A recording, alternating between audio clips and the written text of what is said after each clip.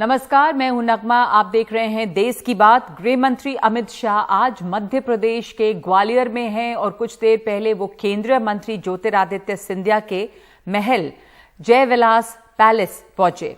ज्योतिरादित्य सिंधिया की पत्नी ने अमित शाह का स्वागत किया। अमित शाह के साथ मुख्यमंत्री शिवराज सिंह चौहान, प्रदेश अध्यक्ष वीडी शर्मा, गृह मंत्री नरोत्तम मिश्र भी मौजूद थे। ज्योतिरादित्य सिंधिया के महल में अमित शाह का जाना सुर्खियों में है और मध्य प्रदेश बीजेपी में इसे लेकर हलचल भी है। हाल ही में प्रधानमंत्री मोदी के उज्जैन दौरे में भी ज्योतिरादित्य सिंधिया को काफी तवज्जो मिली थी। इसे मध्य प्रदेश में कमान बदलने के संकेत के तौर पर भी देखा जा रहा है।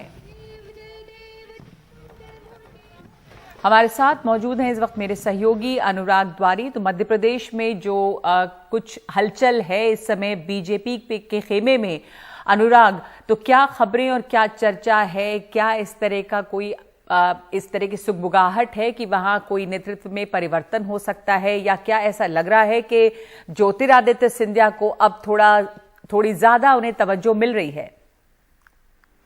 देखिए जब से ज्योतिरादित्य सिंधिया बीजेपी में शामिल हुए हैं तब से ही इस बात की चर्चा है कि उन्हें कोई अहम जिम्मेदारी दी जा सकती है। अब अहम जिम्मेदारी के तौर पर उन्हें केंद्र में मंत्री पद तो मिला ही, साथ ही साथ जो भी उनके समर्थक आए थे सबको टिकट मिला, जो जीत कर आए दोबारा वो मंत्री बने। लेकिन जब स्थानीय निकाय के चुनाव हुए तो उसमें कहीं उनको उस तरह से तवज्जो नहीं मिल पाई थी जिसकी उन्हें उम्मीद थी।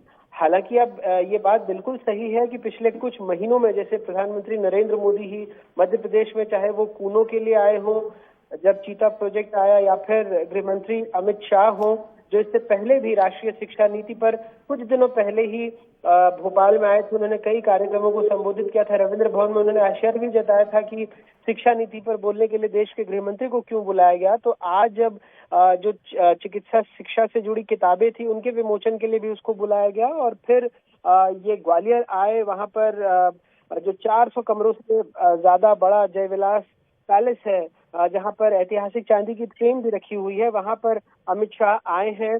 पहली बार जयविलास पैलेस आए हैं और वहां पर आप इन तस्वीरों में देख सकते हैं कि उनका जो स्वागत है उसके लिए खास तरह की तैयारी की गई है। दरअसल ग्वालियर में राजमाता विजया राजे सिंधिया एयर टर्मिनल के विस्तार का उन्होंने आज शिलान्यास किया। उसके बाद एक जनसभा को संबोधित किया मेला ग्राउंड में, और फिर जयविलास पैलेस पहुंचे हैं। बताया गया है कि लगभग 1.5 से 2 घंटे वहां पर रुकेंगे और पूरा सिंधिया परिवार उनके स्वागत के लिए वहां उनका इंतजार कर रहा था।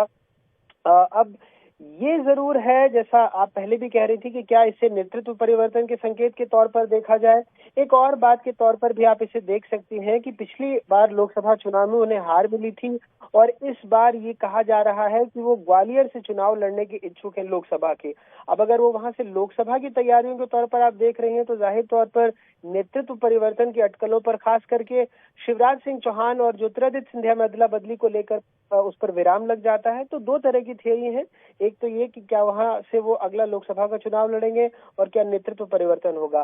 फिलहाल कयास है, और जैसा मैंने कहा कि जब से ज्योतिरादित्य सिंधिया बीजेपी में आए हैं तब से ऐसे कयास चल रहे हैं। जब से शिवराज सिंह चौहान ने इस बार अपनी पारी संभाली है उनको भी लेकर कई कयास चल रहे हैं। जैसा नरोत्तम मिश्रा को भी आपने देखा होगा कि वो भी गृह मंत्री के साथ लगातार बने हुए हैं और उनके खासा पसंदीदा नेताओं में से माने जाते हैं, तो उनके बारे में भी नाम चल रहा है। लेकिन फिलहाल हमारे सूत्रों का कहना है कि शिवराज सिंह चौहान की जो कुर्सी है उस पर कोई खतरा नहीं है, कम से कम इस टर्म में।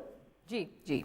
लेकिन हाँ, ये जरूर इसलिए चर्चा है और थोड़ी इसके ऊपर सबका ध्यान जा रहा है कि ज्योतिरादित्य सिंधिया को तवज्जो जो है वो अब मिल रही है अच्छी, और इसलिए आज जब अमित शाह वहां पहुंचे तो एक बार फिर से चर्चा होने लगी। धन्यवाद आपका अनुराग। अमित शाह जो हैं वो ज्योतिरादित्य सिंधिया के महल में गए, जहां जो आप तस्वीरों में देख रहे हैं। उनके साथ और भी अहम नेता मौजूद थे।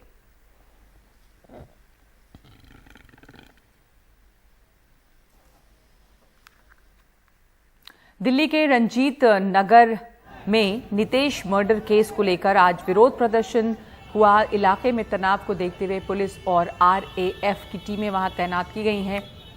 साथ ही इस मामले को सांप्रदायिक रंग देने की कोशिश भी की जा रही है। 27 साल के नितेश की हाल ही में पीट कर हत्या कर दी गई थी। हत्या का आरोप अल्पसंख्यक समुदाय के लड़कों पर है।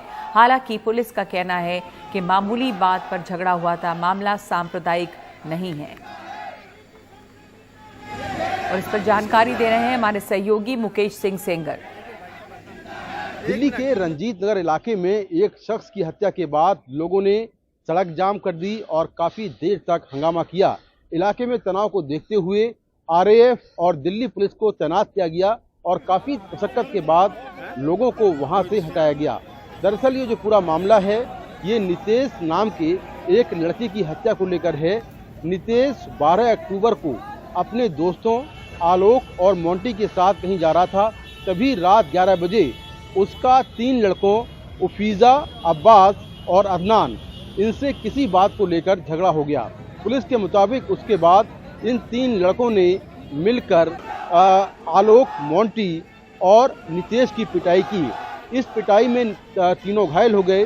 उसके बाद शनिवार देर रात नितेश की मौत हो गई, जबकि आलोक और मोंटी का इलाज चल रहा है। पुलिस के मुताबिक ये जो झगड़ा है ये किसी बात को लेकर हुआ है, इसमें कोई कम्युनल एंगल नहीं है। लेकिन लोगों का ये आरोप है कि नितेश को इन 3 आरोपियों ने अपने कुछ और साथियों के साथ को बुलाकर नितेश को बुरी तरह पीटा, जिससे उसकी मौत हो गई। लोगों का ये भी कहना है कि नितेश बजरंग दल का कार्यकर्ता था, इसीलिए उसको टारगेट किया गया और भीड़ ने उसको इतना पीटा कि उसकी मौत हो गई। तो पुलिस इस पूरे मामले की जांच कर रही है। तीनों आरोपी उफीजा, अदनान और अब्बास फिलहाल फरार हैं, उनकी तलाश की जा रही है। पुलिस ने हत्या का केस दर्ज कर लिया है और तनाव को देखते हुए बड़ी संख्या में इलाके में पुलिस बल को तैनात किया गया है। और दूसरी खबर इंदौर से है।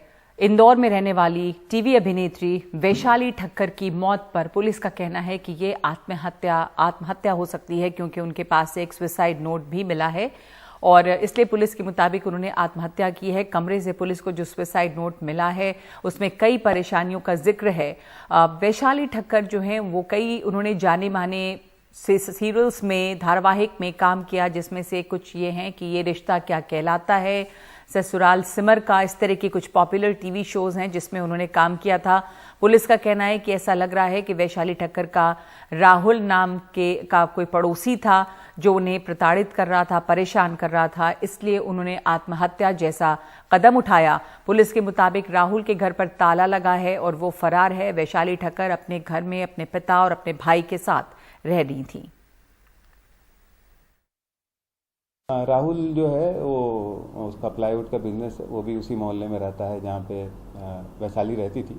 और वैशाली का जो है, वैशाली के जो डायरी में जो पॉइंट्स है उसके हिसाब से ऐसा लगता है कि जो राहुल है उसने उसको परेशान किया था और उसके वजह से उसने इतना एक्सट्रीम स्टेप उठाया। हाँ, ऐसे भी है जो कि उसकी कहीं शादी होने वाली थी दूसरे लड़के से, मगर जो है वो उसमें भी राहुल जो है उसको परेशान कर रहा था, तो इसके कारण उसने शायद एक्सट्रीम स्टेप उठाया है। और राहुल अभी जो है उसके घर पे ताला लगा है, उसका वो यहाँ से अपने घर पे छोड़ के भाग गया है, तो उसको अभी लोकेट करके फिर उससे पूछताछ की जाएगी।